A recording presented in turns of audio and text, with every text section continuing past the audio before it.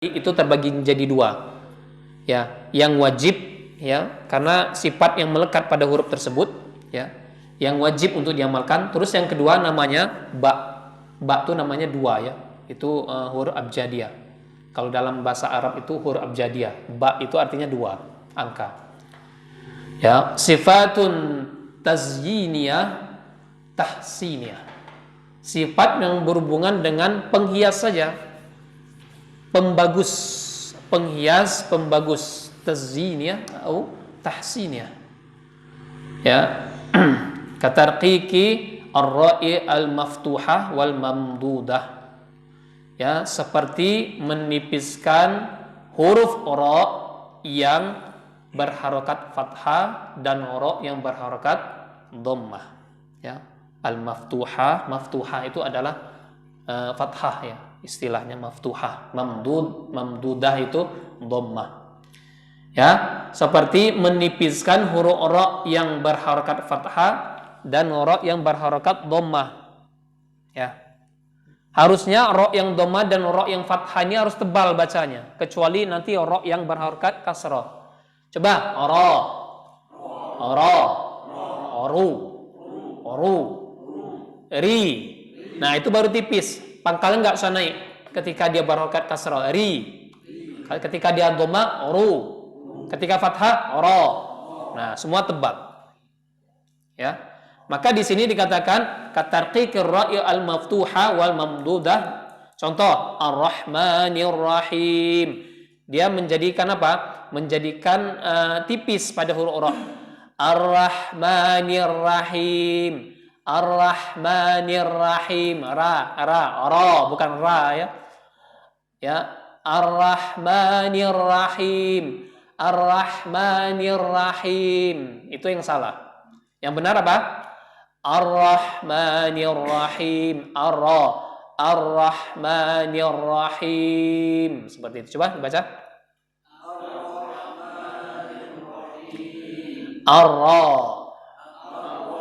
Ar-Rahmanir Rahim. Nirra. Ar-Rahmanir Rahim. Nah, seperti itu ya. Jadi jangan tipiskan huruf ra ketika dia berharokat dhammah dan fathah. Wa adama tabyin al-hamas wat tafashi wa adama tatwili zamnil harfir rikhwi as-sakini muqaranatan bisyadid wa kullama istalaha alaihi al-ulama bismillahnil khafi. Jadi tidak juga tidak menjelaskan hamas dan tafashi. Ya, kalau huruf-huruf hamas seperti huruf sin itu dijelaskan. Huruf shin juga coba sha. Tafashinya harus jelas, ya. Jangan tidak dijelaskan, ya. Maka dikatakan wa adama tabyini al-hamas wat tafashi. Jangan tidak, atau bismillahi.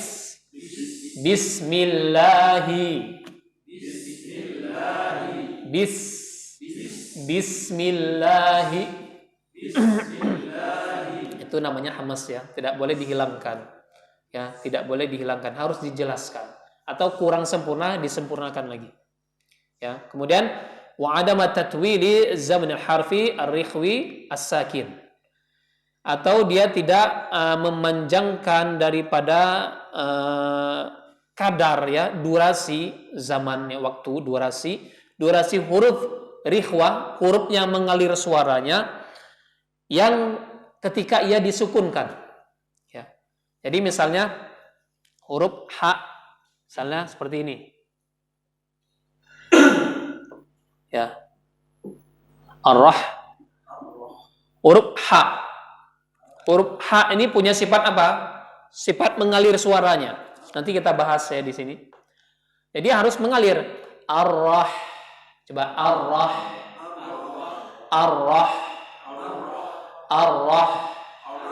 Jangan Ar-Rahman.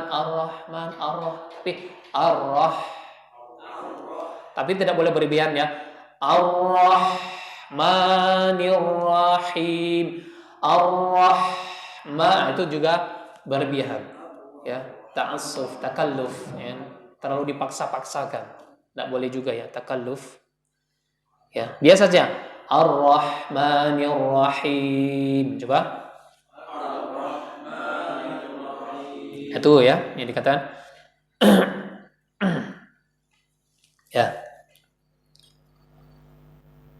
Kemudian wa kullama istolaha alaihi al ulama. Ya, ini adalah istilah yang disepakati oleh ulama dengan dinamakan lahan khafi. Dinamakan lahan khafi. Di lahan-lahan yang seperti ini termasuk lahan khafi, tidak lahan jali. Kalau lahan jali maka wajib ya. Dan ini lahan untuk masalah sifat juga wajib. Tadi sudah dibahas ya. Wajib untuk sifat-sifat yang merubah dari memang dia punya sifat melekat pada huruf tersebut, maka kita hilangkan, maka di sini wajib untuk diamalkan. Meninggalkannya maka haram. Maka nanti ada pembagian tabel ya, tabel mengenai hal ini.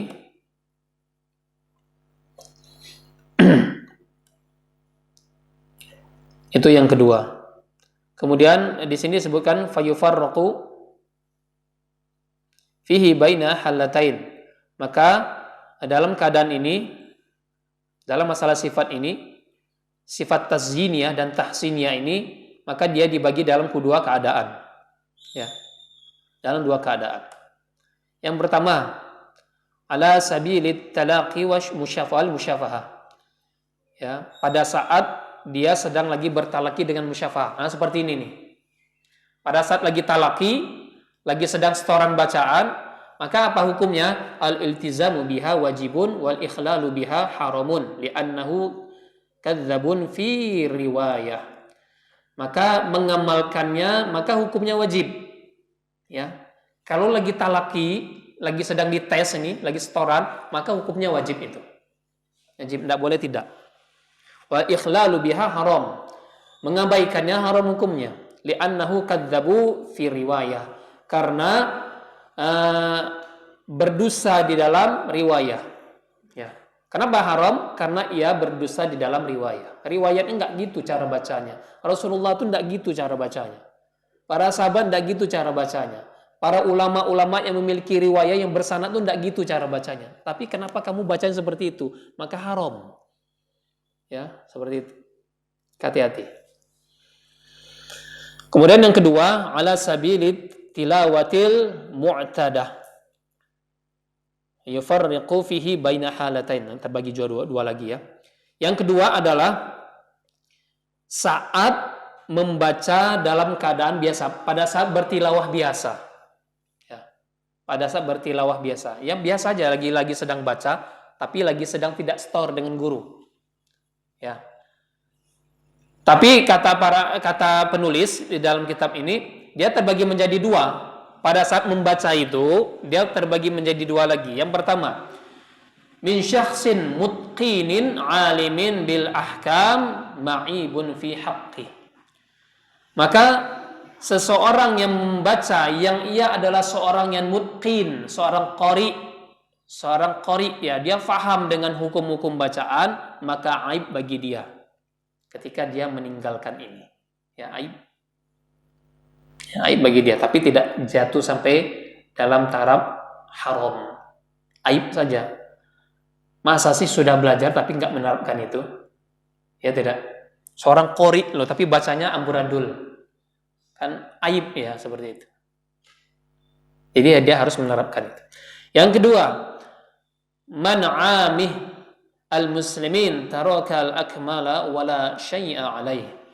Jadi kalau dia seorang yang awam, dia seorang yang awam, tarakal akmala wala syai'a alaih, maka meninggalkan kesempurnaannya tidak ada celah baginya.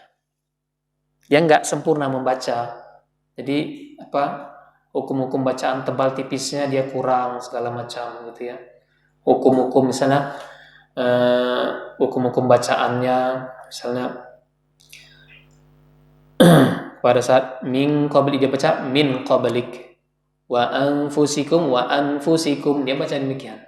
Maka bagi orang awam maka nggak ada celah, ya nggak ada celah baginya. Tapi bagi orang awam pada saat dia bertilawah biasa, ya maka tidak mengapa. Atau pada saat dia lagi belajar, bapak-bapak sekalian lagi belajar tapi lagi sedang menerapkan, ya kemudian masih menimbulkan kesalahan-kesalahan di dalam hukum-hukum bacaan, maka dimaafkan, ya. Tapi kalau lagi tidak belajar atau dia tidak mau belajar, maka lain lagi persoalannya, ya. Maka yang terakhir,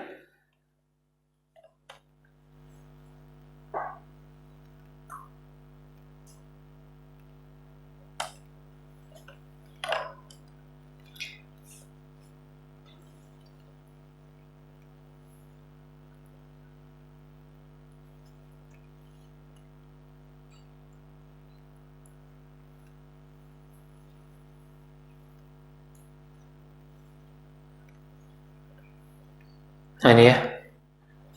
Jadi dibuat tabel di sini. Jadi membaca Al-Quran itu ada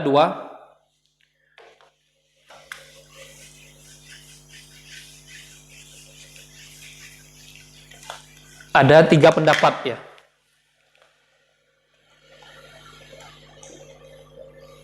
Ada ulama yang mewajibkan, ada yang tidak wajib, ada yang tengah-tengah. Nah, tengah-tengah ini mengatakan wajibnya di mana? Wajibnya pada makharijul huruf. Yang kedua pada sifatul huruf.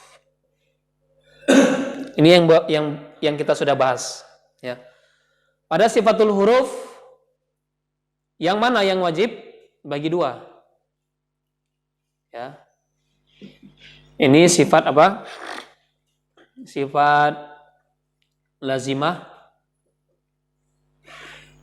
Sifat lazimah ini sifat yang senantiasa melekat pada huruf itu. Tidak boleh dirubah. Ini hukumnya wajib kalau yang ini. Memang seperti itu cara membacanya. Tidak boleh sifat yang melekat pada huruf itu. Nanti kita ada pembahasan ini, ya. Yang penting tabelnya sudah ketahui dulu. Ini sifat apa? Sifat tahziniyah.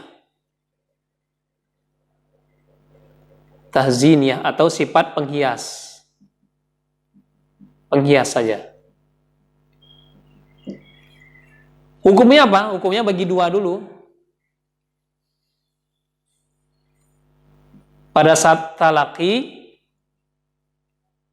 musyafahah, maka ya hukumnya apa? Wajib. Tapi pada saat dia tilawah biasa, hukumnya apa? Bagi dua lagi hukumnya pada saat tilawah. Kalau dia seorang yang mutqin, alim, seorang qari gitu ya, maka aib bagi dia meninggalkannya. Aib. Kalau dia seorang awam atau baru belajar gitu ya, maka tidak ada celah atau dimaafkan. Tapi usaha untuk belajar ini susunannya.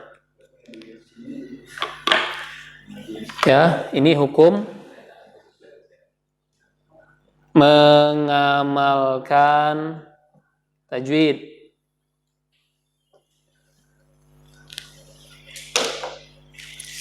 Ya, sudah itu. Ya.